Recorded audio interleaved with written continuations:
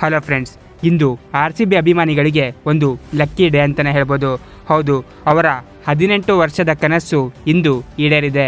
ಹೌದು, ಈ ಸಲ ಕಪ್ ನಮ್ಮದೇ ಅಂತ RCB ಅಭಿಮಾನಿಗಳು ಪ್ರತಿ ವರ್ಷ ಹೇಳುತ್ತಲೇ ಇದ್ದರು. ಆದರೆ ಈ ಬಾರಿ ಕಪ್ ನಮ್ಮದು ಅಂತ ಹೇಳಿಕೊಳ್ಳಬಹುದು. ವಿರಾಟ್ ಕೊಹ್ಲಿ ಅವರು ಕೂಡ ಈ ಗೆಲುವನ್ನು ತುಂಬಾ ಖುಷಿಯಿಂದ ಸ್ವೀಕರಿಸಿದ್ದಾರೆ ಹಾಗೂ ಎಮೋಷ್ನಲ್ ಆಗಿ ಕಣ್ಣೀರನ್ನು ಕೂಡ ಇಟ್ಟರು. ಇದನ್ನು ಕಂಡು ಅಭಿಮಾನಿಗಳು ಕೂಡ ಎಮೋಷ್ನಲ್ ಆಗಿದ್ದರು.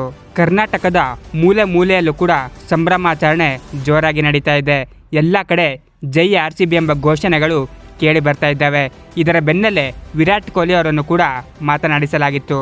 ಮೀಡಿಯಾದ ಮುಂದೆ ಮಾತನಾಡಿದ ವಿರಾಟ್ ಕೊಹ್ಲಿ ಅವರು ಒಂದು ಮಾತನ್ನ ಹೇಳ್ತಾರೆ.